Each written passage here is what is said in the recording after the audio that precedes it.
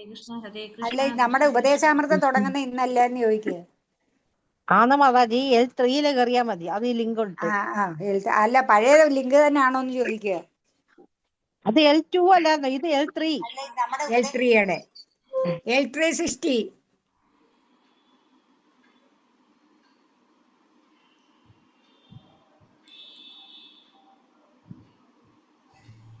ഹരേ കൃഷ്ണ, എല്ലാവർക്കും പ്രണാമം. ഹരേ കൃഷ്ണ.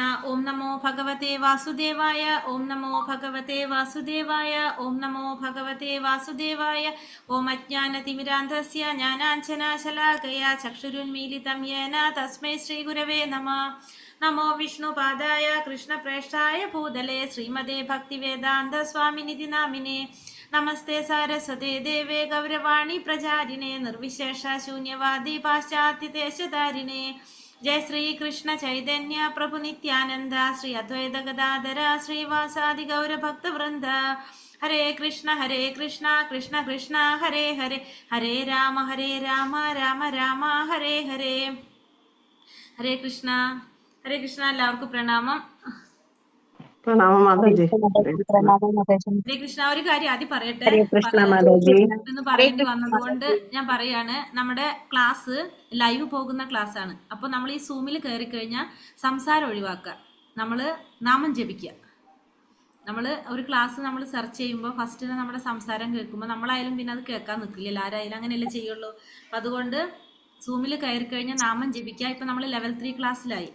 അപ്പം അതുകൊണ്ട് എല്ലാവരും ശ്രദ്ധിക്കുക, നാമം ജപിക്കുന്ന കാണുമ്പോൾ സംസാരിക്കാതിരിക്കുക. നമ്മളൊരാൾ നാമം ജപിച്ചുകൊണ്ടിരിക്കുകയാണല്ലോ, നമുക്ക് അങ്ങനെ അറിയേണ്ട ഒരു കാര്യം ഇപ്പം നമുക്കില്ല പ്രത്യേകിച്ചപ്പോൾ. അപ്പം ആരും സംസാരിക്കാതിരിക്കുക, നാമം ജപിക്കുക കേട്ടോ. പിന്നെ നമ്മളെ ക്ലാസ്സിൽ ആരും സൂമിൽ കയറി കഴിഞ്ഞാൽ നാമം ജപിക്കുക എന്നല്ലാതെ സംസാരം ഒഴിവാക്കുക. ശ്രദ്ധിക്കാമല്ലോ. ഇനി നമുക്കത് നമ്മൾ ഓരോ ക്ലാസ് നമുക്ക് പഠിച്ചു വരുമ്പോൾ നമ്മൾ അറിയണമല്ലോ, അത് നമുക്ക് മനസ്സിലാക്കാൻ നമുക്കിപ്പോൾ ചെയ്യാൻ സാധിക്കാത്തവരുണ്ട്. പക്ഷെ ആ നാമജപം കേൾക്കുന്നത് പോലും അത്രയും നല്ലൊരു കാര്യമാണ്, നമുക്കറിയാം. അപ്പോൾ നാമജപത്തിന് ഈ ഒരു സമയമെങ്കിലും നമ്മളത് ചെയ്യാനായിട്ട് ശ്രമിക്കുക. ഹരേ കൃഷ്ണ. അപ്പം എല്ലാവർക്കും പ്രണാമം. അപ്പം നമ്മളിന്ന് ലെവൽ 3യുടെ ക്ലാസ് തുടങ്ങുകയാണ്. നമ്മൾ ഉപദേശാമൃതമാണ് നമ്മൾ പഠിക്കാനായിട്ട് എടുക്കുന്നത്. രൂപഗോസ്വാമി, നമ്മൾ വൈഷ്ണവാചാര്യനായിട്ടുള്ള രൂപഗോസ്വാമിയുടെ ആണ് ഉപദേശാമൃതം. അപ്പം നമ്മൾ അതാണെന്ന് ഒരു മിനിറ്റ്. ഉപദേശാമൃതമാണ് നമ്മൾ. അപ്പോൾ ചെറിയൊരു പുസ്തകമാണ് ഉപദേശാമൃതം എന്ന് പറഞ്ഞത്. ഇത്രയും ചെറിയൊരു പുസ്തകമാണ്, 11 ഉപദേശങ്ങളുള്ള ചെറിയൊരു പുസ്തകം. വളരെ ചെറുതാണ്, നമുക്ക് വളരെ എളുപ്പത്തിൽ മനസ്സിലാക്കാൻ സാധിക്കുന്നതായിട്ടുള്ള. ഭയങ്കര മഴ, പെട്ടെന്ന് ചെറിയൊരു പുസ്തകം, എല്ലാവർക്കും പെട്ടെന്ന് നമുക്ക് മനസ്സിലാക്കാൻ സാധിക്കുന്ന ഒരു പുസ്തകമാണ് കേട്ടോ. അത് എളുപ്പത്തിൽ മനസ്സിലാകും, അതിനേക്കാൾ എളുപ്പത്തിൽ നമ്മളിത് മറക്കുകയും ചെയ്യും. അതാണ് ഈ ബുക്കിന്റെ പ്രത്യേകത, പെട്ടെന്ന് മനസ്സിലാവും നമുക്ക്. അതുകൊണ്ട് വലിയ ബുദ്ധിമുട്ടൊന്നും ഇല്ല ഇത് പഠിക്കാനായിട്ട്. പക്ഷെ നമ്മൾ സാരമില്ല, ബുക്ക് ഞാൻ പറഞ്ഞില്ലേ, കിട്ടിയില്ലെങ്കിലും നമുക്ക് വിരോധമില്ല എന്ന് വിചാരിക്കണോ, നമുക്ക് നോക്കിയിട്ട് നിങ്ങൾ ശ്രദ്ധ മതി. അപ്പൊ നമ്മള് ഇതിന് സ്ലൈഡ് ബുക്കിൽ വളരെ കുറവേ ഇതിൽ കൊടുത്തിട്ടുള്ളൂ. അപ്പൊ അതുകൊണ്ട് നമുക്ക് അല്ലാതെ കുറെ എക്സ്ട്രാ നോട്ട് വെച്ചിട്ടാണ് നമ്മുടെ ക്ലാസ് പോകുന്നതെന്ന്. നാളെ തൊട്ട് നമുക്ക് ഒന്നാമത്തെ ശ്ലോകം തൊട്ട് നമുക്ക് സ്ലൈഡിലെടുക്കാം. അപ്പൊ ഇന്ന് നമുക്ക് അതിന്റെ നമ്മളെ ബുക്കിൽ വളരെ കുറവുള്ളത്, അത്യാവശ്യം കുറച്ച് കാര്യങ്ങളെ കൊടുത്തിട്ടുള്ളൂ. അപ്പൊ അത്രയും കൂടി പറയാൻ വേണ്ടിട്ട് നമ്മളല്ലാതെ നോക്കാം. അപ്പൊ നമ്മള് കേൾക്കുന്നുണ്ടല്ലോ അല്ലെ? കറണ്ട് പോയി, ഭയങ്കര ഇടിയും മഴയും ഭയങ്കര ഇരുത്തും. പെട്ടെന്ന് നമ്മളെ ക്ലാസ് തുടങ്ങണവരെ ഒരു കുഴപ്പമുണ്ടായിരുന്നില്ല, പെട്ടെന്നാണ് തുടങ്ങുന്നത്. ഹരേ കൃഷ്ണ. അപ്പൊ നമ്മള് ഉപദേശാമൃതം എന്ന് പറഞ്ഞാൽ നമുക്കത് കേൾക്കുമ്പോൾ തന്നെ അറിയാം, ഉപദേശത്തിന്റെ അമൃതാണത്. ഉപദേശാമൃതം, ഉപദേശത്തിന്റെ അമൃത്. അപ്പൊ ഉപദേശം ഒരിക്കലും നമ്മൾ ഇതേപോലെ തന്നെ നശിക്കാത്ത ഉപദേശം, അതാണ് നമുക്ക് ഇതിൽ പറയുന്നത്. അപ്പൊ ഈ ഉപദേശാമൃതത്തിന്റെ ഉദ്ദേശം എന്താന്ന് വെച്ചിട്ടുണ്ടെങ്കിൽ, നമുക്ക് ഭക്തി എന്താണെന്നുള്ളത് നമുക്ക് മനസ്സിലാക്കി തരാനായിട്ട്. ഭക്തി എന്ന് പറഞ്ഞാൽ എന്താണ്? അതായത് ഭക്തി എന്ന് പറയുന്നത് ഒരു വികാരമല്ല, നേരെ മറിച്ച് അച്ചടക്കമുള്ള ഒരു ജീവിത ശൈലിയാണ് എന്ന് ലോകത്തിന് കാണിച്ചു തരാനായിട്ടാണ് എന്ത് വരുന്നത്, ഉപദേശാമൃതം രചിച്ചിരിക്കുന്നത് രൂപഗോസ്വാമി. ഭക്തി എന്ന് പറയുന്നത് ഒരിക്കലും ഒരു വികാരമല്ല ഭക്തി, പക്ഷെ അതെന്താണ്? അച്ചടക്കമുള്ള ഒരു ജീവിത ശൈലി, അതാണ് ഭക്തി എന്നതുകൊണ്ട് ഉദ്ദേശിക്കുന്നത്. മാത്രമല്ല ഈ ഉപദേശാമൃതം മനസ്സിലാക്കാതെ നമുക്ക് ഭക്തിയുടെ അടിത്തറ നമുക്ക് അറിയാനായിട്ട് സാധിക്കില്ല. ഭക്തിയിൽ മുന്നിലേക്ക് പോകാനായിട്ട് ഭക്തിയുടെ രസങ്ങളെ കുറിച്ചൊക്കെ മനസ്സിലാക്കണമെങ്കിൽ നമുക്ക് ഏറ്റവും ആദ്യം നമ്മൾ മനസ്സിലാക്കേണ്ടതാണ് എന്ത്? ഉപദേശാമൃതം. ഉപദേശാമൃതം മനസ്സിലാക്കിയാലാണ് നമുക്ക് ആ ഭക്തിയുടെ രസങ്ങളെ കുറിച്ച് നമുക്ക് ഉൾക്കൊള്ളാനായിട്ടും അറിയാനായിട്ടും സാധിക്കുള്ളൂ. അതാണ് ഈ ഉപദേശാമൃതത്തിന്റെ പ്രത്യേകത. അപ്പൊ ഏറ്റവും ഫസ്റ്റ് നമ്മൾ അതുകൊണ്ടാണ് ഉപദേശാമൃതം നമ്മൾ എടുക്കുന്നത്. പിന്നെ വേറൊരു കാര്യം പറയുന്നത്, ഭക്തി എന്ന് പറയുന്നത്, നമ്മളിപ്പോൾ ഭഗവത്ഗീത ഒക്കെ പഠിച്ചു, നമുക്ക് അത്യാവശ്യം കാര്യങ്ങളൊക്കെ മനസ്സിലായി. അപ്പം നമ്മളിനി വിചാരിക്കുകയാണ് ഇനി ഞാൻ വീട്ടിലിരുന്നിട്ട് ഇതൊക്കെ ചെയ്യാൻ സാധിക്കും. അങ്ങനെയല്ല. ഭക്തി എന്ന് പറയുന്നത് നമ്മൾ ഒറ്റയ്ക്ക് ഇരുന്നിട്ട് ചെയ്യേണ്ടതല്ല, തനിച്ചിരുന്ന് ചെയ്യേണ്ടതല്ല. ഇതൊരു കൂട്ടമായിട്ടാണ് ചെയ്യേണ്ടതെന്നും കൂടി നമുക്ക് ഇതിലൂടെ മനസ്സിലാക്കി തരാണ് ഭക്തി എന്ന് പറയുന്നത്. അതായത് സത്സംഗം നമുക്ക് നിർബന്ധമാണെന്നുള്ളത്. കാരണം നമ്മൾ ഒറ്റയ്ക്ക് നമ്മൾ ചെയ്തു കഴിഞ്ഞാൽ അതിന് നമുക്ക് താഴേക്ക് പോകുന്നു എന്നല്ലാതെ ഉയർച്ച ബുദ്ധിമുട്ടാണ്. സത്സംഗം നമുക്ക് അത്യാവശ്യമാണെന്നും കൂടി എന്തിലൂടെ മനസ്സിലാക്കി തരുന്നു? ഈ ഉപദേശാമൃതത്തിലൂടെ നമുക്ക് പറഞ്ഞു തരുന്നുണ്ട്. പിന്നെ ഈ ഉപദേശാമൃതം നമുക്ക് രൂപഗോസ്വാമി തന്നതിൻ്റെ വേറൊരു ഉദ്ദേശം, ചൈതന്യ മഹാപ്രഭു ഭഗവാന്റെ അവതാരമായിട്ടുള്ള രഹസ്യാവതാരമായിട്ടുള്ള ചൈതന്യ മഹാപ്രഭുവിൻ്റെ കാലശേഷം, ചൈതന്യ മഹാപ്രഭു ആണല്ലോ നാമസങ്കീർത്തനൊക്കെ പ്രചരിപ്പിച്ചത്. അപ്പം അദ്ദേഹത്തിൻ്റെ കാലശേഷം ഈ പ്രസ്ഥാനം, അതായത് ഈ ഭക്തി പ്രസ്ഥാനം ലോകത്ത് മുഴുവനും വളരുന്നു. പക്ഷേ ഇത് ശരിയായ രീതിയിൽ എല്ലാവർക്കും മനസ്സിലാക്കാനായിട്ട് സാധിക്കാനായിട്ടുള്ള രീതിയിലുള്ള എന്താ പറയുക, ഗുരുക്കന്മാർ അത്രയും ഉണ്ടാകണമെന്നില്ല, അത്ര ഉപദേശം നൽകാനായിട്ടുള്ള വ്യക്തികൾ ഇല്ലാത്തൊരു സാഹചര്യം വരുമ്പോൾ ഈ ഉപദേശാമൃതം വായിച്ചാൽ തന്നെ അവർക്ക് ശരിയായൊരു വഴി കണ്ടെത്താനായിട്ട് സാധിക്കും. ആ പാതയിലേക്ക്, ശരിയായ പാതയിലേക്ക് കടക്കാനായിട്ട് സാധിക്കുമെന്ന് മുൻകൂട്ടി കണ്ടുകൊണ്ടാണ് ഇതാര് രചിച്ചത്? രൂപഗോസ്വാമി ഇത് രചിച്ചത്. അപ്പൊ ഈ രൂപഗോസ്വാമി ആരാണെന്നാണ് നമുക്കിനി പറയാനുള്ളത്. അപ്പൊ ഇതാണ് ഈ ഉപദേശാമൃതം രചിച്ചതിന്റെ കാര്യങ്ങൾ. അപ്പൊ പിന്നെ അടുത്തത് വന്നിരിക്കുന്നത്, പിന്നെ ഒരു കാര്യം കൂടി പറയാനുണ്ട് ഇതില്. അപ്പൊ നമ്മള് ഭഗവാനോടുള്ള ആ ഒരു ഭക്തി, തീവ്രമായിട്ടുള്ള ആ ഒരു പ്രേമം, അത് നമുക്ക് പെട്ടെന്ന് ഉണ്ടാകുന്നതല്ല. നമുക്ക് പെട്ടെന്ന് തന്നെ ഒരു ദിവസം നമുക്ക് ഭക്തി ഉണ്ടാകുന്നതല്ല.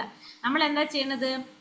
നമ്മളത് പതുക്കെ പതുക്കെ പതുക്കെ നമ്മളുള്ളിൽ ഉണ്ടായി വരുന്നത്. അതായത് നമ്മളൊരു പാടത്ത് വിത്തിട്ടിട്ട് വിത്ത് വരുന്ന പോലെ, അതായത് പാടം നമ്മൾ ആദ്യം നന്നായിട്ട് കിളച്ച് വൃത്തിയാക്കിയിട്ടാണ് അവിടെ വിത്തിടുന്നത്. ആദ്യം തന്നെ ആ മണ്ണ് ശരിയായിട്ട് ആക്കിയിട്ടാണ് നമ്മളവിടെ വിത്തിടുന്നത്. അതേപോലെ തന്നെ നമ്മൾ എന്ത് ചെയ്യണം? നമ്മളെ മനസ്സിനെ ശുദ്ധീകരിക്കണം. അതിനാണ് നമ്മൾ നാമം ജപിക്കുന്നത്. നമ്മൾ ആദ്യം തന്നെ നാമജപത്തിലൂടെ നമ്മുടെ മനസ്സിനെ ശുദ്ധീകരിച്ചിട്ടാണ് നമ്മൾ അവിടെ എന്തിൻ്റെ വിത്തിടുന്നത്? ഈ ഭക്തിയുടെ വിത്ത് പാകുന്നത്. അപ്പോഴാണ് അത് പുഷ്ടിപ്പെട്ട് വളർന്ന് പന്തലിച്ച് വരുന്നത്. അപ്പം അതിന് നമുക്ക് എന്താവശ്യമാണ് അത് വളരാനായിട്ട്? ഈ ഗ്രന്ഥം വായിച്ച് പഠിക്കേണ്ടത്, ഈ ഉപദേശാമൃതം അറിഞ്ഞിരിക്കേണ്ടത് നമുക്ക് അത്യാവശ്യമാണ്. അപ്പം ഇത്രയും കാര്യങ്ങളാണ് ഇതിൻ്റെ ഒരു ബേസിക്കായിട്ട് നമ്മൾ പറയുന്നത്. ഇനി ഉപദേശാമൃതം രചിച്ചത് നമ്മൾ പറഞ്ഞു രൂപഗോസ്വാമിയാണെന്ന് പറഞ്ഞു. രൂപഗോസ്വാമി എന്ന് പറഞ്ഞത് ഒരു വൈഷ്ണവാചാര്യനാണ്. ഗൗഡീയ വൈഷ്ണവ സമ്പ്രദായത്തിലെ ഒരു പ്രധാനപ്പെട്ട ഒരു ആചാര്യനാണ്, ഒരു വ്യക്തിയാണ് രൂപഗോസ്വാമി. ഈ രൂപഗോസ്വാമി ഷഡ്ഗോസ്വാമിമാരിൽ ഒരാളാണ്. ഷഡ്ഗോസ്വാമിമാർ 6 ഗോസ്വാമിമാരുണ്ട്. 6 ഗോസ്വാമിമാരിൽ സ്പീഡ് കൂടുണ്ടോ ഞാൻ പറയുന്നത്?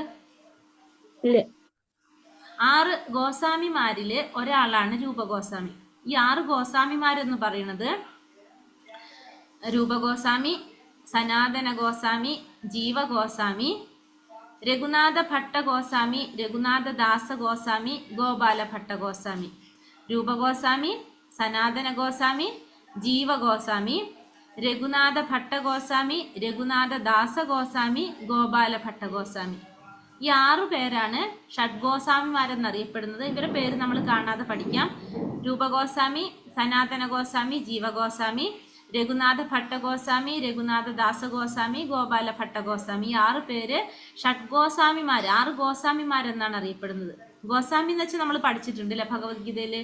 ഇന്ദ്രിയങ്ങളെ നിയന്ത്രിച്ച വ്യക്തികളെയാണ് നമ്മൾ ഗോസ്വാമിമാരെന്ന് പറയുന്നത്. ഗോസ്വാമി എന്ന് പറഞ്ഞൊരു കുടുംബം തന്നെയുണ്ട്. അപ്പോൾ ആ ഒരു ഗോസ്വാമി കുടുംബത്തിൽ ജന്മമെടുക്കാൻ സാധിക്കുന്നത് പൂർവ്വജന്മത്തിൽ ഭക്തിയുത സേവനം ചെയ്ത് അത്രയും മുതിർന്ന അതീന്ദ്രിയമായ വ്യക്തികൾക്കാണെന്നുള്ളത് നമ്മൾ പഠിച്ചിട്ടുണ്ട് ഇല്ലേ? ഭഗവത്ഗീതയിൽ നമ്മൾ പഠിച്ചതായിട്ട് ഓർമ്മയുണ്ടല്ലോ. അപ്പം അങ്ങനത്തെ ഗോസ്വാമി കുടുംബത്തിലാണ് ആര് ജന്മമെടുത്തത്? രൂപഗോസ്വാമി ജന്മമെടുത്തത്. അപ്പം ഇതിൽ രൂപഗോസ്വാമിയും സനാതന ഗോസ്വാമിയും ജ്യേഷ്ഠനും അനിയനാണ്. രൂപഗോസ്വാമിയും സനാതന ഗോസ്വാമിയും ജ്യേഷ്ഠനും അനിയനാണ്.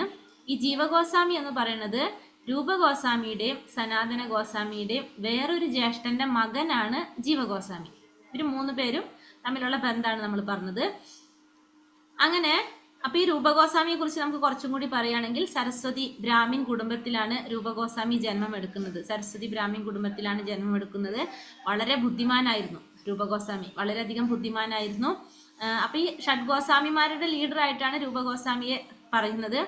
ഇദ്ദേഹം വളരെ ബുദ്ധിമാനായിരുന്നു. അപ്പൊ ഇവിടെ വൈഷ്ണവ കുടുംബത്തില്, സരസ്വതി ബ്രാഹ്മിൻ കുടുംബത്തിലാണ് ജന്മം എടുത്തത്. അപ്പൊ ഇവര് ലക്ഷ്യം എപ്പോഴും എന്തായിരിക്കും? എല്ലാവരെയും ഭക്തിയിലേക്ക് കൊണ്ടുവരാൻ എന്നുള്ളതാണ് രൂപഗോസ്വാമിയുടെയും സനാതന ഗോസ്വാമിയുടെ മെയിൻ ആയിട്ടുള്ള ലക്ഷ്യം. അപ്പൊ അവര് അതിനു വേണ്ടിയിട്ട് അവിടെ ഉള്ളവരൊക്കെ അവര് വൈഷ്ണവ സമ്പ്രദായത്തിലേക്ക്, ഭക്തിയിലേക്ക് ഇങ്ങനെ കൊണ്ടുവരുന്നോണ്ടിരിക്കുകയാണ്. അപ്പോൾ ഇവര് ആ സമയത്ത് ഭരണം നടത്തിയിരുന്ന നവാബ് ഹുസൈൻ ഷാ ഇവരെ കുറിച്ച് അറിഞ്ഞു. കാരണം വളരെ ബുദ്ധിമാന്മാരാണല്ലോ. അപ്പൊ ഇത് മുസ്ലിം ഭരണമാണ് അപ്പൊ നടന്നിരുന്നത്. അപ്പൊ ഈ നവാബ് ഹുസൈൻ ഷാ ഇവരെ കുറിച്ച് അറിഞ്ഞപ്പോൾ ഇവരെ മന്ത്രിസഭയിലേക്ക് ക്ഷണിച്ചു, അവിടെ സേവനം ചെയ്യാൻ വേണ്ടിയിട്ട്. അപ്പൊ ഇവര് പോകാൻ കൂട്ടാക്കിയില്ല. കാരണം വെറുതെ പോയി ജോലി ചെയ്യാൻ പറ്റില്ലല്ലോ, മുസ്ലിമിന്റെ ഭരണമാണ്. അപ്പൊ അവിടെ നമ്മൾ പോകുമ്പോൾ എന്ത് വേണ്ടി വരും? നമ്മളെ ജാതിയൊക്കെ മാറ്റേണ്ടി വരും, മതം മാറേണ്ടിയൊക്കെ വരും. അപ്പൊ ഇതൊക്കെ ഇവർക്ക് അറിയുന്നതുകൊണ്ട് പിന്നെ ഇവർക്ക് താല്പര്യം ഉണ്ടായിരുന്നില്ല. കാരണം ഇവര് ആ വൈഷ്ണവ പരമ്പര ഫോളോ ചെയ്ത് പോകാനാണ് ഇവർക്ക് ഇഷ്ടം. ഇവര് എല്ലാവരെയും ഭക്തിയിലേക്ക് കൊണ്ടുവരാണ്. പക്ഷെ ഇവരെന്ത് ചെയ്യും? ഭീഷണിപ്പെടുത്തും.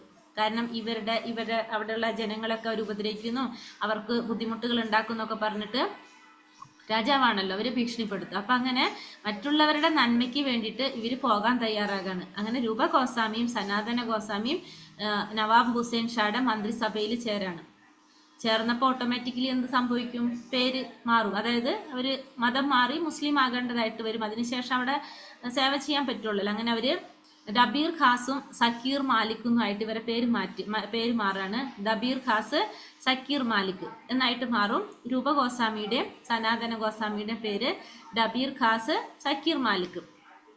അങ്ങനെ അവരവിടെ ഇഷ്ടമില്ലെങ്കിലും അവരവിടെ സേവനം ചെയ്തുകൊണ്ടേ പോകാണ്. അങ്ങനെ ഇരിക്കുമ്പോഴാണ് അവർ ആരെ കുറിച്ച് കേൾക്കുന്നത്?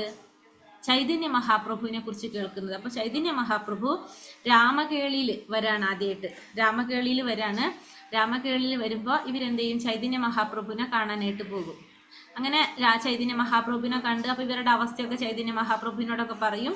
അങ്ങനെ അവര് തിരിച്ചു പോകും. പിന്നീട് രണ്ടാമത്തെ കൂടിക്കാഴ്ച അവര് എവിടെയാണ് നടക്കുന്നത്? നമ്മുടെ പ്രയാഗില് ദശാശ്വമേധ ഘട്ട്, അതായത് നമ്മളെ കുംഭമേള നടന്ന സ്ഥലം ഉണ്ടായിരുന്നില്ലേ? കുംഭമേള നടന്ന സ്ഥലം ഒക്കെ അറിയില്ലേ?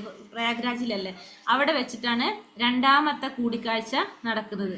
അവിടെ വെച്ചിട്ട് ചൈതന്യ മഹാപ്രഭുവിന്റെ ശിഷ്യന്മാരായിട്ട് ശിഷ്യത്വം സ്വീകരിക്കുകയാണ് ഇവർ രണ്ടുപേരും. ചൈതന്യ മഹാപ്രഭുവിനെ ഗുരുവായിട്ട് സ്വീകരിക്കും സനാതന ഗോസ്വാമി. അങ്ങനെ ചൈതന്യ മഹാപ്രഭു ഇവർക്ക് കുറേ ഉപദേശങ്ങൾ കൊടുക്കും, കുറേ നിർദ്ദേശങ്ങൾ കൊടുക്കും ചൈതന്യ മഹാപ്രഭു രൂപഗോസ്വാമിക്ക്.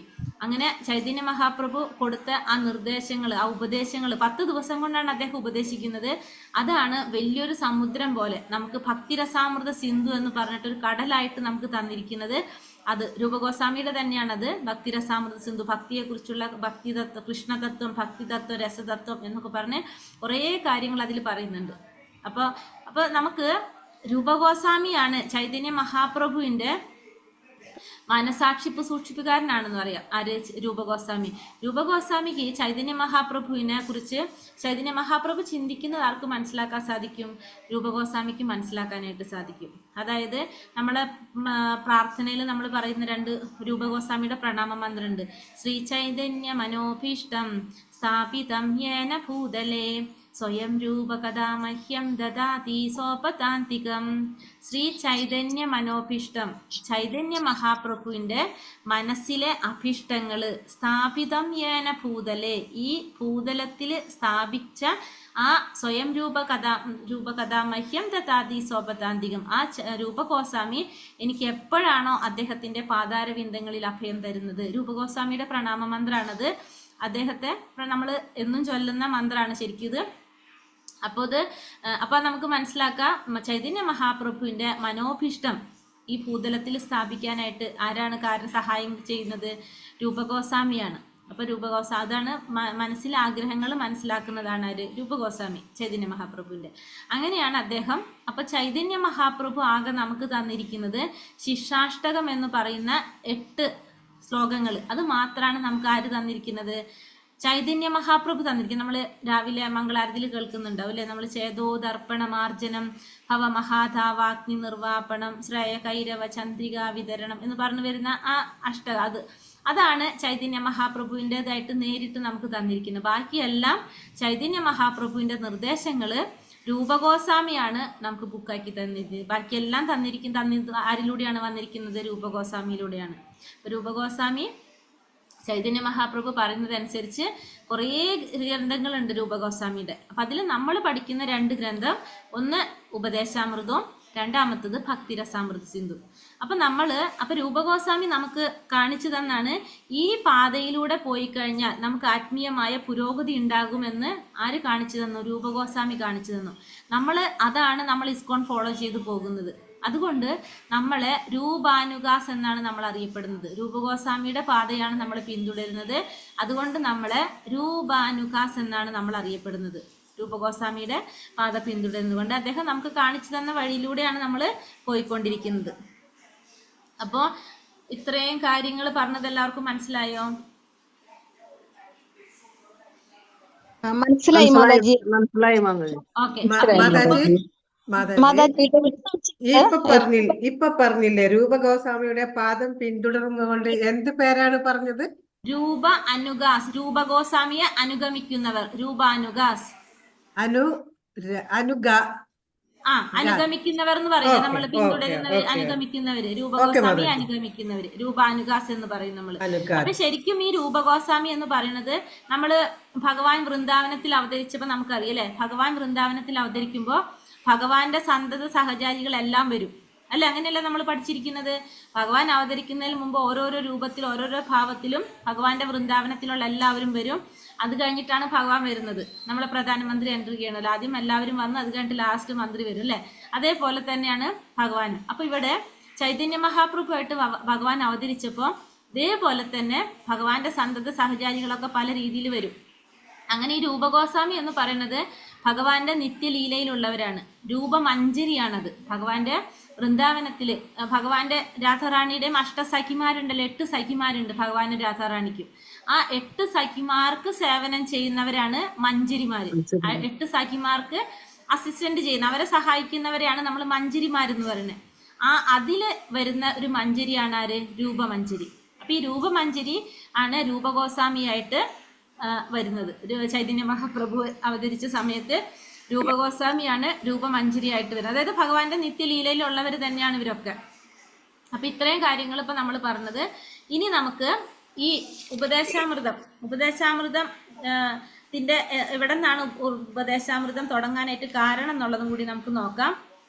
അപ്പൊ ഈ ഉപദേശാമൃതം എന്ന് പറയുന്നത് എല്ലാവർക്കും ഒരുപോലെ പ്രയോജനമുള്ള പുസ്തകമാണ്. ഇപ്പൊ തുടക്കത്തിലുള്ളവർക്കും ഭക്തിയിൽ കുറെ മുന്നേറിയവർക്കും പകുതിയിലുള്ളവർക്കും എല്ലാവർക്കും ഒരേപോലെ പ്രയോജനം തരുന്നതാണ് ഉപദേശം. അത്രയും പ്രാധാന്യം ഈ പുസ്തകത്തിനുണ്ട്, ഈ ഉപദേശാമൃതത്തിനുണ്ട്. കാരണം തുടക്കക്കാർക്ക് മാത്രമല്ല, ഭക്തിയിൽ കുറെ പുരോഗമിച്ചവരാണെങ്കിലും ഇത് ഇടയ്ക്കിടയ്ക്ക് നമ്മൾ ചൊല്ലി പറഞ്ഞുകൊണ്ടിരിക്കുമ്പോഴാണ് നമുക്കത് ഉൾക്കൊള്ളാനായിട്ട് സാധിക്കുന്നത്. അല്ലെങ്കിൽ നമ്മളിത് വിട്ടുപോകും മൈൻഡിൽ നിന്ന്. അതുകൊണ്ട് എല്ലാവർക്കും ഒരുപോലെ ഉപയോഗപ്പെടുത്താൻ സാധിക്കുന്ന പുസ്തകമാണ് ഈ ഉപദേശാമൃതം എന്ന് പറയുന്നത്. ഇനി അപ്പൊ ഇവിടെ ചൈതന്യ മഹാപ്രഭുവിന്റെ ലക്ഷ്യങ്ങൾ, നിർദ്ദേശങ്ങള് ഈ ഭൂതലത്തിൽ സ്ഥാപിച്ചതാണെന്ന് പറഞ്ഞു നമ്മൾ രൂപഗോസ്വാമി. അപ്പൊ ചൈതന്യ മഹാപ്രഭു കൊടുത്ത നിർദ്ദേശങ്ങള് എന്തൊക്കെയാണെന്ന് വെച്ചാൽ രൂപഗോസ്വാമി എന്ന് വെച്ചാൽ അദ്ദേഹം മാത്രമല്ല, അദ്ദേഹത്തിന്റെ മറ്റുള്ള ഗോസ്വാമിമാരും കൂടി 6 പേരുണ്ടല്ലോ. നമ്മൾ പറഞ്ഞില്ലേ, രൂപഗോസ്വാമി, സനാതന ജീവഗോസ്വാമി, രഘുനാഥ ഭട്ട, രഘുനാഥദാസ, ഗോപാല ഭട്ട ഗോസ്വാമി. ഈ 6 പേര്. ഇതിൽ നേതാവ് രൂപഗോസ്വാമിയാണെന്ന് മാത്രം. അപ്പൊ പറഞ്ഞ കാര്യങ്ങള് ഒന്ന് പറഞ്ഞത് ഭഗവാന്റെ ലീല നടന്ന സ്ഥലങ്ങൾ കണ്ടെത്തുക. അപ്പൊ ഇന്നത്തെ പോലുള്ള വൃന്ദാവനമാക്കി കിട്ടിയത് ഈ ഗോസ്വാമിമാര് കാരണമുണ്ട്. ചൈതന്യ മഹാപ്രഭുവിന്റെ നിർദ്ദേശപ്രകാരം ഗോസ്വാമിമാരാണ് ഈ വൃന്ദാവനം കണ്ടുപിടിച്ചത്. അപ്പോൾ ഒന്ന് ഭഗവാന്റെ ലീലകൾ നടന്ന സ്ഥലങ്ങൾ കണ്ടെത്തുക, പിന്നെ ഭഗവാന്റെ ആരാധിക്കാനായിട്ട് ആരാധനാലയങ്ങൾ സ്ഥാപിക്കുക, പിന്നെ അതുപോലെ തന്നെ ഭക്തിയുടെ ഗ്രന്ഥങ്ങൾ എഴുതുക, പിന്നെ ഭക്തിയോഗം പ്രചരിപ്പിക്കുക. ഈ 4 കാര്യങ്ങളാണ് ലക്ഷ്യമാണ് ആരോട് പറഞ്ഞത്? രൂപഗോസ്വാമിക്ക് കൊടുത്ത നിർദ്ദേശം. ഈ 4 കാര്യങ്ങൾ നടപ്പിലാക്കാനായിട്ടുള്ളതാണ് രൂപഗോസ്വാമിക്ക് ചൈതന്യ മഹാപ്രഭു കൊടുത്ത നിർദ്ദേശം. ഒന്ന് ഭഗവാന്റെ ലീലകൾ നടന്ന സ്ഥലങ്ങൾ കണ്ടെത്തണം, പിന്നെ വന്നിട്ട് ഭഗവാന്റെ ആരാധനയ്ക്കായിട്ട് ക്ഷേത്രങ്ങൾ സ്ഥാപിക്കണം, പിന്നെ ഭക്തിയെ കുറിച്ചുള്ള ഗ്രന്ഥങ്ങൾ എഴുതണം, പിന്നെ ഭക്തിയോഗം പ്രചരിപ്പിക്കുക. ഇത് 4 കാര്യങ്ങളാണ് രൂപഗോസ്വാമിയോട് ചൈതന്യ മഹാപ്രഭു നിർദ്ദേശിച്ചത്. അപ്പൊ ഇത്രയും കാര്യങ്ങൾ നമ്മളിപ്പോൾ മനസ്സിലാക്കിയത്. ഇനി അടുത്ത ഭാഗത്തിൽ പറയണത്, ഇതില് നമുക്ക് 11 ഉപദേശങ്ങളാണുള്ളത് അല്ലെ. അപ്പൊ ഇതിന് നമ്മൾ ഉപദേശം എന്ന് പറയാൻ ഒരു കാരണം ഉണ്ടാവും അല്ലെ. നമ്മൾ ശ്ലോകങ്ങളെന്നോ മന്ത്രങ്ങളും എന്നല്ല പറയണത്, ഉപദേശങ്ങൾ എന്നാ പറയുന്നത്, ഉപദേശാമൃതം. അപ്പൊ അത് പറയുന്നതിന്റെ കാരണം, ഈ ഉപദേശാമൃതം അതിനു മുന്നേ ഒരു കാര്യം കംപ്ലീറ്റ് ചെയ്തില്ല നമ്മളല്ലേ. അതായത് നമ്മൾ എത്ര വരെ പറഞ്ഞു, രാമകേളിയിൽ വന്നു കഴിഞ്ഞിട്ട് ദശാശ്വമേധ ഘട്ടിൽ വെച്ചിട്ട് ചൈതന്യ മഹാപ്രഭുവിന്റെ ശിഷ്യന്മാരായിരുന്നു പറഞ്ഞില്ലേ ഇവര് രണ്ടുപേരും. അതിനുശേഷം ഇവർ തിരിച്ച് അവിടേക്ക് പോയി, മന്ത്രിസഭയിലേക്ക് പോയി. അവിടെ ചെന്നിട്ട് ഇവർക്ക് ഇനി ഇവിടെ നിന്ന് രക്ഷപ്പെടണം അല്ലെ, മന്ത്രിസഭയിൽ നിന്ന് രക്ഷപ്പെടണം. അവിടെ നിന്ന് കഴിഞ്ഞാൽ ഇവർക്ക് ഇതൊന്നും ചെയ്യാൻ സാധിക്കില്ലല്ലോ, ഗുരു പറഞ്ഞ കാര്യങ്ങൾ. അങ്ങനെ അവിടെ നിന്ന് രക്ഷപ്പെടാനായിട്ട് രൂപഗോസ്വാമി അവിടെ നിന്ന് ആദ്യം വളണ്ടറി റിട്ടയർമെന്റ് എടുത്ത് പോരാണ്. അവിടെ നിന്ന് വളണ്ടറി സ്വമേധയ റിട്ടയർമെന്റ് എഴുതിയിട്ട് അദ്ദേഹം പോരും. അപ്പൊ അവിടെ നിന്ന് പോരുമ്പോൾ ഇദ്ദേഹത്തിന് ഇന്നത്തെ പോലെ പൈസയല്ല, അന്ന് കുറേ സ്വർണ്ണ നാണയങ്ങളാണ് കൊടുക്കുക. അങ്ങനെ സ്വർണ്ണ നാണയം സനാതന ഗോസ്വാമി പോന്നിട്ടില്ല, രൂപഗോസ്വാമിയാണ് ആദ്യം പോരുന്നത്. അങ്ങനെ പോരുമ്പോൾ കുറേ സ്വർണ്ണ നാണയങ്ങൾ കിട്ടും. അപ്പൊ ഈ സ്വർണ്ണ നാണയങ്ങളിൽ 50% രൂപഗോസ്വാമി ഭഗവാന്റെ അല്ലെങ്കിൽ ഭഗവാന്റെ ഭക്തന്മാരുടെ കാര്യങ്ങൾക്കും, 25% സ്വന്തം ആവശ്യത്തിനും, 25% കുടുംബത്തില് ബന്ധുക്കളുടെ ആവശ്യങ്ങൾക്കും വേണ്ടി അദ്ദേഹം മാറ്റിവെക്കും. കിട്ടിയ സ്വർണ്ണ നാണയത്തിന്റെ 50% ഭഗവാന്റെ ആവശ്യത്തിന് അല്ലെങ്കിൽ ഭക്തന്മാരുടെ കാര്യങ്ങൾക്കും, 25% സ്വന്തം ആവശ്യത്തിനും, 25% പിന്നെ ബന്ധുജനങ്ങളുടെ ആവശ്യത്തിനും വേണ്ടി അദ്ദേഹം മാറ്റിവെക്കും. അങ്ങനെയാണ് അദ്ദേഹം റിട്ടയർമെന്റ് എടുത്ത് പോരും. അപ്പോൾ സനാതന ഗോസ്വാമി പോന്നിട്ടില്ല. അങ്ങനെ കുറച്ച് കഴിഞ്ഞപ്പോൾ സനാതന ഗോസ്വാമി പോരാനായിട്ട് നോക്കിയപ്പോൾ അവർ വിട്ടില്ല. അവിടുന്ന് നവാബ് ഹുസൈൻ ഷാ പറഞ്ഞയച്ചില്ല.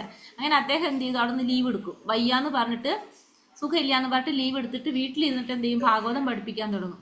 അങ്ങനെ ഇത് അറിയും, ഈ മന്ത്രിസഭയിൽ അറിയുമ്പോൾ അവർ ചെന്ന് നോക്കുമ്പോൾ എന്താണ്, സുഖമില്ല എന്ന് പറഞ്ഞ ആൾ വീട്ടിലിരുന്നിട്ട് ഭാഗവതം പഠിപ്പിക്കുക.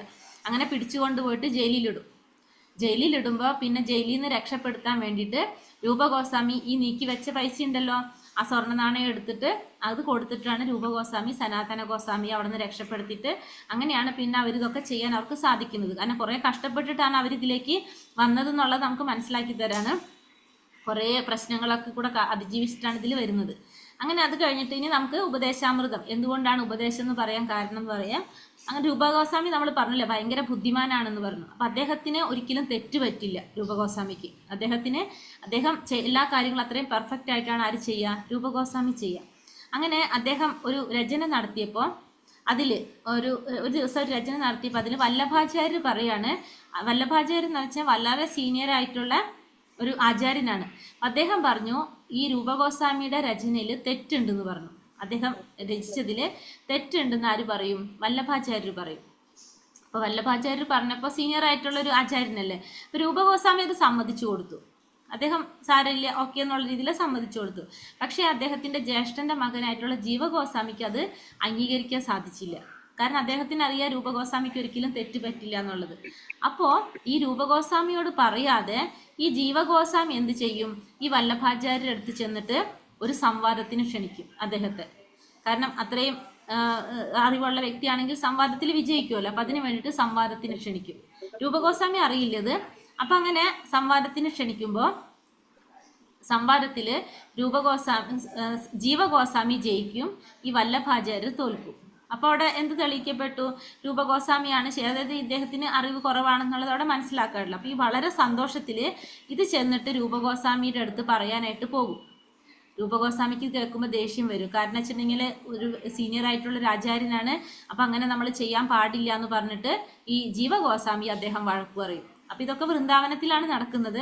അപ്പം അദ്ദേഹം പറയും ഇനി നിനക്ക് വൃന്ദാവനത്തിൽ നിൽക്കാനുള്ള യോഗ്യതയില്ല.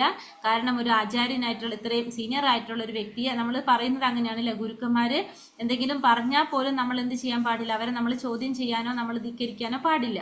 അപ്പോൾ അങ്ങനെ ഉള്ളതുകൊണ്ട് നിനക്കിനി ഇവിടെ നിൽക്കാനുള്ള യോഗ്യതയില്ല, നീ ഇവിടെ നിന്ന് പോകണം എന്ന് പറയും, വൃന്ദാവനം വിട്ടു പോകാൻ പറയും. അങ്ങനെ ജീവഗോസ്വാമി വൃന്ദാവനം വിട്ട് മഥുരയിലേക്കാണ് പോകുന്നത്.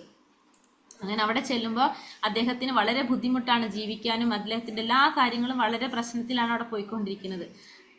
അങ്ങനെ കാരണം ഇവരൊക്കെ ഗോസ്വാമിമാരാണല്ലോ, ഭിക്ഷ എടുത്തിട്ടൊക്കെയല്ലേ ഇവർ ജീവിക്കുന്നത്. അപ്പൊ ജീവിതം വളരെ കഷ്ടപ്പെട്ടും അങ്ങനെയൊക്കെയാണ് അവർ പോയിക്കൊണ്ടിരിക്കുന്നത്. അങ്ങനെ അദ്ദേഹത്തിന്റെ ജീവിതത്തെ കുറിച്ച് സനാതന ഗോസ്വാമി അറിയാണ്, രൂപഗോസ്വാമിയോട് പറയാണ്. അപ്പോൾ ഈ ജീവഗോസ്വാമി അവിടെ ജീവിക്കുന്നത് വളരെ കഷ്ടപ്പെട്ടാണ്, ബുദ്ധിമുട്ടിയാണ് എന്നൊക്കെ പറയുമ്പോൾ ഈ രൂപഗോസ്വാമി ജീവഗോസ്വാമിക്ക് 11 കത്തുകൾ അയക്കും. ഈ 11 കത്തുകളാണ് നമുക്ക് ഉപദേശാമൃതമായിട്ട് കിട്ടിയിരിക്കുന്നത്. അതായത് അപ്പൊ രൂപഗോസ്വാമി കുറേ ഉപദേശങ്ങള് ജീവഗോസ്വാമിക്ക് ഓരോരോ കത്തുകളായിട്ട് ഇങ്ങനെ അയച്ചുകൊണ്ടിരിക്കും. ഈ കത്തുകൾ മുഴുവനും കൂട്ടിവെച്ച് ക്രോഡീകരിച്ച് നമുക്ക് ജീവഗോസ്വാമിയാണ് ശരിക്കും ഇത് ക്രോഡീകരിച്ചത് ആരാണ്? കാരണം അദ്ദേഹത്തിന് വന്ന ഈ കത്തുകൾ ക്രോഡീകരിച്ച് നമുക്ക് തന്നത് ജീവഗോസ്വാമിയാണ്. പക്ഷെ ഇതിന്റെ രചിച്ചത് ആരാണ്? രൂപഗോസ്വാമിയാണ്. അപ്പോൾ ഈ രൂപഗോസ്വാമി ജീവഗോസ്വാമിക്ക് അയച്ച 11 കത്തുകളാണ് യഥാർത്ഥത്തിൽ എന്ത്? ഉപദേശാമൃതം എന്ന് പറയുന്നത്. അതായത് ഉപദേശങ്ങളാണ്, 11 ഉപദേശങ്ങളാണ് ഈ ഉപദേശാമൃതം എന്ന് പറയുന്നത്. അപ്പൊ ഉപദേശാമൃതം എന്ന് പറയാൻ കാരണം അതുകൊണ്ടാണ് രൂപഗോസ്വാമി ജീവഗോസ്വാമിക്കല്ലേ? അതെ അതെ, രൂപഗോസ്വാമി ജീവഗോസ്വാമിക്ക് അയച്ച ആ 11 കത്തുകളാണ് നമ്മൾ ഈ പറഞ്ഞ ഉപദേശാമൃതം എന്ന് പറയുന്നത്. അപ്പൊ അത് ജീവഗോസ്വാമി അത് ക്രോഡീകരിച്ചു കൂട്ടിവെച്ചിട്ട് നമുക്ക് തന്നു. പക്ഷെ അത് ശരിക്കും ആരുടെയാണ്?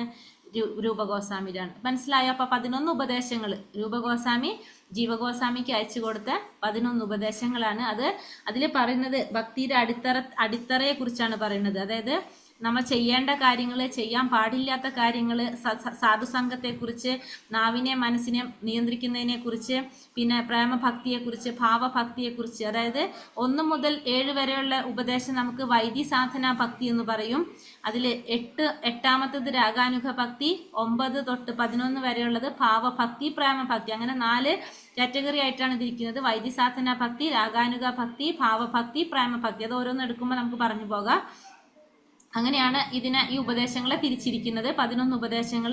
അപ്പൊ നമ്മൾ ചെയ്യാൻ പാടുള്ള കാര്യങ്ങൾ, ചെയ്യാൻ പാടില്ലാത്ത കാര്യങ്ങൾ, ഭക്തന്മാർ എത്ര തരത്തിലുണ്ട്, അതെങ്ങനെയൊക്കെയാണ് അവരെ കാറ്റഗറി ചെയ്യുന്നത്, വൈഷ്ണവ അപരാധത്തെക്കുറിച്ച്, നാമാപരാധത്തെക്കുറിച്ച്, അങ്ങനെ കുറെ കാര്യങ്ങളായിട്ടാണ് 11 ഉപദേശങ്ങൾ രൂപഗോസ്വാമി ജീവഗോസ്വാമിക്ക് കൊടുത്തത്. അപ്പൊ അതാണ് നമ്മൾ ഈ ഉപദേശാമൃതത്തിൽ പഠിക്കുന്നത്. ഇത്രയും കാര്യങ്ങളാണ് നമുക്ക് ഉപദേശാമൃതത്തിൽ പറയാനുള്ളത് മെയിനായിട്ട്. ഇതിൽ എന്തെങ്കിലും ഈ പറഞ്ഞ കാര്യങ്ങളിൽ എന്തെങ്കിലും സംശയങ്ങളുണ്ടോ? ഇപ്പൊ നമ്മൾ ഈ പറഞ്ഞതില് ബുക്കിൽ ഇത്ര ഇല്ല നമ്മുടെ, അതുകൊണ്ടാണ് ഞാൻ കുറച്ച്. മാതാജി അത് ഇതിലിടുവോ നമുക്ക് വാട്സപ്പില് ഈ പറഞ്ഞതെല്ലാം? ക്ലാസ് റെക്കോർഡാ മാതാജി? റെക്കോർഡ് നമ്മൾ എഴുതിയെടുത്ത. ഓക്കെ, റെക്കോർഡാട്ടോ. 2 പേരൊന്നുകൂടെ പറഞ്ഞു തരുമോ? ഏത് പേരാ?